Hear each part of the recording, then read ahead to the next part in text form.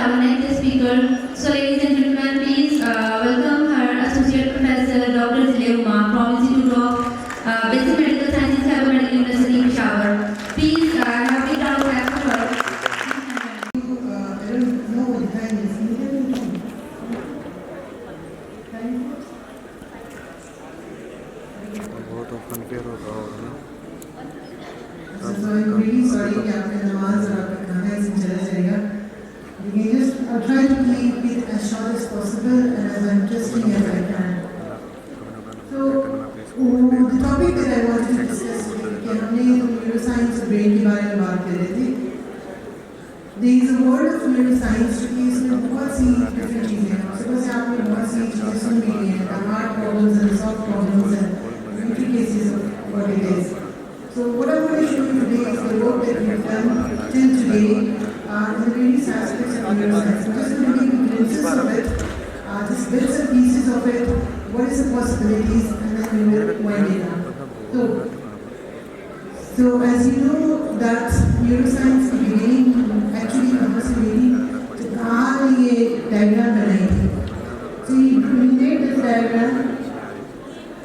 And Camillo Golgi and the board got the Nobel Prize. So just for a simple diagram, ये सब कुछ robot की वजह से हुआ जिससे माइक्रोस्कोप फर्स्ट ऑफ ऑल इजाद करेगा.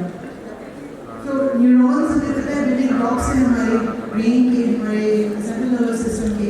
And this is how they work. They look very simple to say brick होता है बिल्डिंग में, but they've got a lot of word in it. और इसकी connections की वजह से सारी चीजें बनती हैं.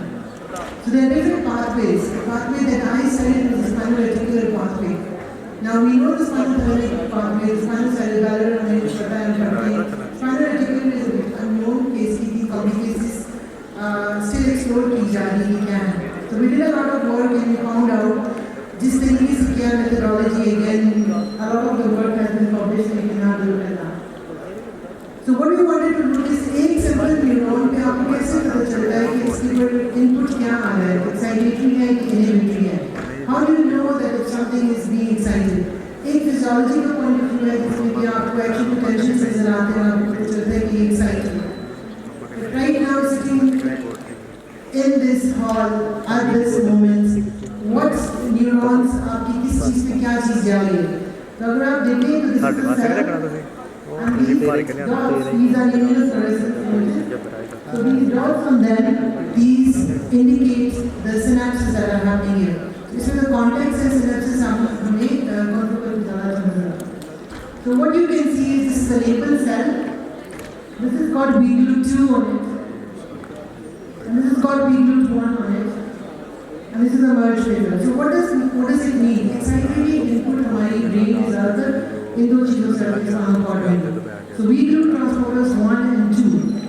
And the magic is it that if a cell has an input of BGLU1, spinal cord में cell है, इसका मतलब होता है कि या तो ये input ऊपर brain से आ रहा है, या तो primary afferent से आ रहा है, यानी कि बाहर से जहाँ touch sensations है और इधर से आ रहा है. अगर BGLU2 है, उसका क्या मतलब है? इसका मतलब है कि spinal cord के अंदर जो circuitry है उधर से आ रहा है. Simply put, this is what it means. और इस आइडिया को लेकर फिर आप आगे एक्सट्रापोलेट करते हैं कि इसका मीनिंग क्या होता है, उसकी एप्लीकेशंस क्या होती हैं. So we did a lot of work and we did it in rodents. This work is done in rodents and also in cats. So ये बड़े सेल्स जो आपको नजर आएंगे cats में नजर आएंगे. So you have BGLU1 and BGLU2. Now how do you know that an input on a cell is inhibitory? So that is by VGATs. This is VGAT. So any VGAT input shows that it is inhibitory. There is another marker which is called Gefrin. So Gefrin क्या करता है कि actual उस synapse पे होता है. और उसके साथ जब VGAT आप combine करते हैं तो आपको पता है this is a true contact. Gefrin define करते हैं कि if you don't have any you can say this is a true contact. एक cell कैसे काम करेगा, या उसको excite किया जाएगा या उसको inhibit किया जाएगा. This is just simple basics to show you lots of images of these things. So, in neuroscience, you identify the cells, you identify the pathways, you identify the inputs, then you think of function. Now, my field is anatomy. सुबह से physiology की बात हुई है, इंसान physiology. लेकिन अगर आप यहाँ चले गए हैं, लेकिन मैं उनसे हमेशा कहती हूँ कि without anatomy there is no physiology. So you need structure there is. So you need structure for functions. So आप जब structure identify कर लेते हैं कि ये चीजें हैं, तो फिर आप सोचते हैं कि हाँ इसका function क्या है. A lot of things जब हमें पता नहीं होती तो हम पहले function सोचते हैं, फिर structure की तरफ जाते हैं कि इसकी structure क्या होगा. So the functions again Alexis के जितने भी experiments से वो identify करते हैं कि इसका function क्या है. और ये experiments हमने मैथ में किए थे जिसमें identify किया था कि flexor reflex acts afferents कैसे काम करते हैं. So we wanted to find out कि हमारे पास इन neurons के ऊपर input कहाँ से आता है और कैसे आता है. अगर आप ये देखिए इसमें आपको नजर आएगा कि PV का नाम है. तो PV एक और नाम है part valvular. Part valvular की beauty ये है कि ये उन afferents से होता है sensory receptors से जो आते हैं axon जिसमें के mechanoreceptors होते हैं. So it means that these neurons, these spinal reticular neurons in the spinal cord have inputs from mechanoreceptors. Now that is quite different जो हमें अभी तक पता है. अभी तक हमें पता है कि spinal cerebellar tract हमारे function के साथ काम करता है. लेकिन this show कि नहीं spinal reticular tract इसमें काम करता है. Right? So these are the inputs. I'll just show you this. So at the end of anything, this is what I tell my students also. कि जब आप कोई idea सोचते हैं, हम idea सोचते हैं इन छोटे-छोटे pockets में सोचते हैं. इन ideas को combine करें. आप सोचिए कि आपका अगर एक cell है और उसमें आप decide करें कि इसका input कहाँ से आता है, तो उसको identify करें कि किधर से आता है. So हमेशा जब आप अपना abstract लिखें या आप सोचें synopsis में, तो इस तरह के abstracts सब बनने लगेंगे. So क्या कहते हैं? Visual abstracts. Right? बाज़ journals आपसे मांगते भी हैं. So जो आपकी theory होती है, जो आपकी ज़हन में mechanisms होते हैं, आप उसको practically visualize करके दिखाते हैं कि इसमें क्या है. So of course we got a lot of complications in that. So taking that thing, कि input कहाँ से आ रहा है, then we work on sciatic nerve injuries. Injuries जब आपको पता है basic physiology क्या हो रही है और किस structure पे आ रही है, तो फिर आप मालूम कर सकते हैं कि injury होगी, तो क्या चीज़ affect होगी, और फिर उस injury को ठीक करने के लिए आप कौन सी drugs use करेंगे. So see, neuroscience is just not only neuroanatomy, it's going to be neurophysiology, it's going to be pharmacology, it's going to be a lot of things. And this is how we built on working on it. So again, my student who was working on it, he teach me उसके काम कर लिया और उसने report publication on that. फिर we thought कि जो sciatic nerve injury सकती है, we look at neuropathic pain. Doctor Khalid यहाँ बैठे हैं, उनके साथ मैंने student का भी काम किया है. सारा मेरी स्टूडेंट है जो DRG में काम किया है. DRG रोजर गैंग्लियन है और उस पर इनपुट हम देख रहे थे. We wanted to do CRG की CGRP का क्या रोल है. So CGRP ऐसा मार्कर है अगेन जो पेन के साथ रिलेटेड होता है और न्यूरोपैथिक पेन के साथ. अब फॉर एग्जांपल आपके पास एक पेशेंट आता है जिसको डायबिटिक होता है, उसको पेन होता है. एक पेशेंट आता है जिसका एक्सीडेंट होता है, उसको पेन हो रहा है. Both of these patients are not supposed to get the same drugs because the pathways and mechanism is different. और इसी mechanism को identify करने में हमारा रोल है. So for you, for example, if you want to give this patient diclofenac, it's not going to work. ठीक है, क्योंकि उसका pathway ही different है. So हमने ये देखा कि CGRP का इसमें क्या रोल है और further we want to do. And then metformin के साथ, so metformin ऐसी ड्रग है जो diabetic patients को दी जाती है. अब कहते ही हैं कि metformin खुद न्यूरोपैथी कॉज करता है. तो उसकी या फिर ये कि अगर नॉन ट्रीटेड डायबिटिक्स हैं तो उसमें भी मेटफॉर्मिन का क्या रोल होता है. तो वी वांटेड टू सी कि डायबिटिक पेशेंट है, मेटफॉर्मिन यूज कर रहा है, उसमें CGRP उसके इनपुट्स कैसे आ रहे हैं, उसके ठीक हो रहा है कि नहीं हो रहा. So what we did is that this is what we look at. तो डॉक्टर खालिद के साथ कॉन्फ्रेंस में हमने एक और इसमें काम किया. उन्होंने भी न्यूरोपैथिक पेन पे काम किया था.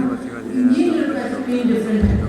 So diabetic induced neuropathic pain is different, and then vincristine induced neuropathic pain is again something else. So vincristine is a chemotherapy agent we use करके patients में.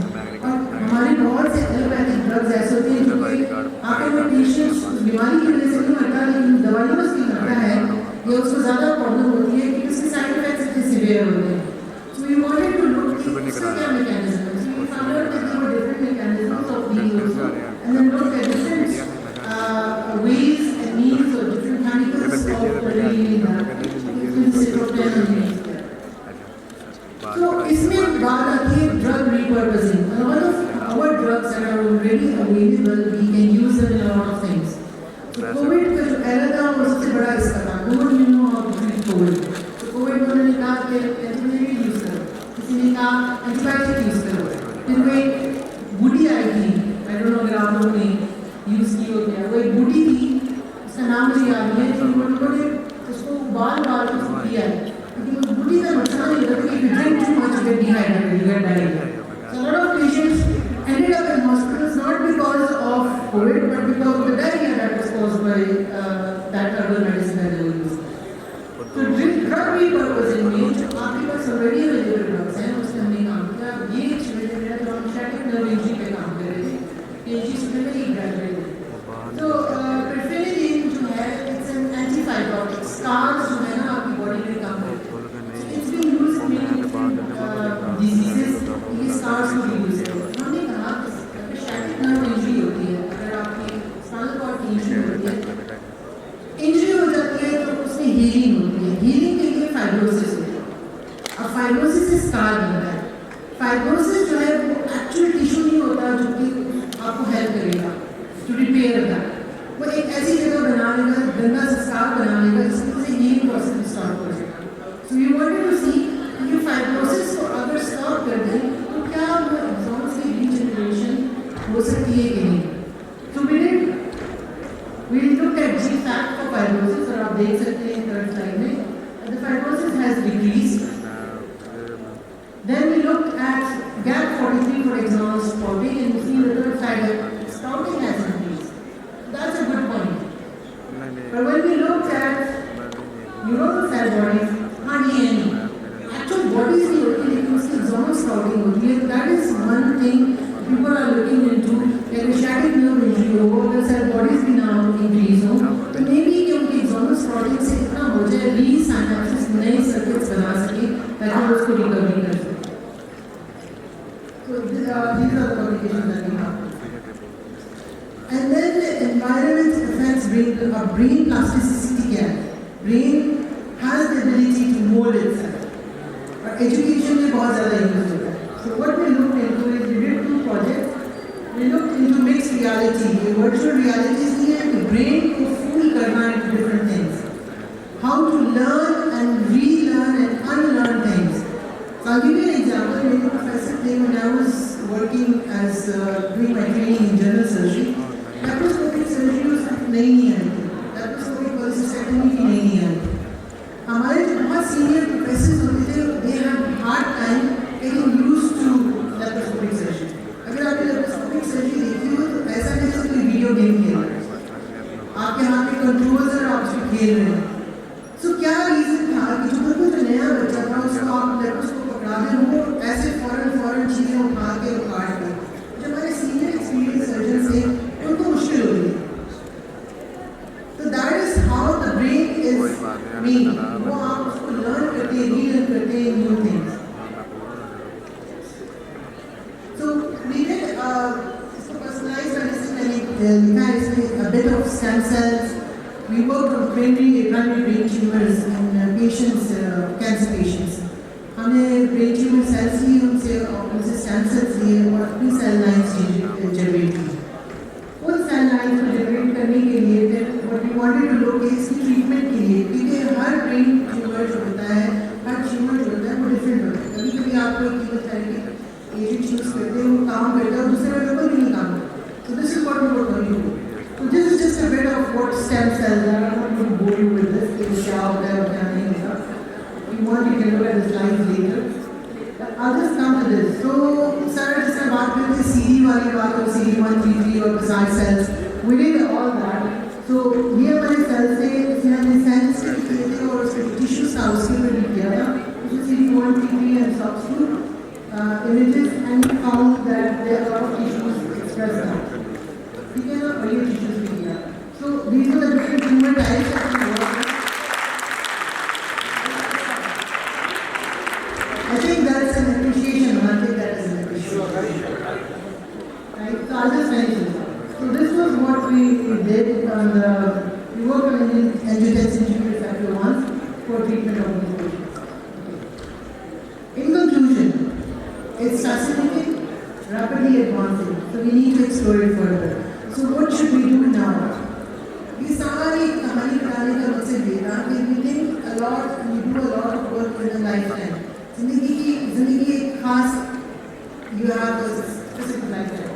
You cannot do all that you want to do. So what you need to do is you need to collaborate and work together. And this is the thing that I want to give a message. Integrated neuroscience. I think it's time that we should stop thinking in silos and come together and work in. If you look at this, there are multiple levels. जैसे sir ने कहा था कि एक soft वाला problem है, soft वाला problem है जिसमें आप आइडेंटिफाई करते हैं. फिर आपके मेथड्स होते हैं, कोई कमीशन यूज करता है, कोई एप्लीकेशन छोटे छोटे तरीके अपने आप यूज करते हैं, और ये सारे हम लोग करेक्ट किए हैं. सुबह से हमने सारे सुने हैं, किसने इंटरफेस किया है, किसने क्या किया है, क्या किया. Now what we all need to think about next time हमारी IBDC की conference को this is the thing that we should work on.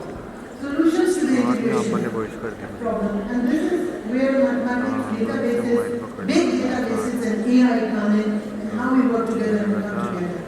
And this is what we need to aim for, integrative scientists. So next time we call each other integrative scientists rather than neuroscientists or doctors or surgeons or anything.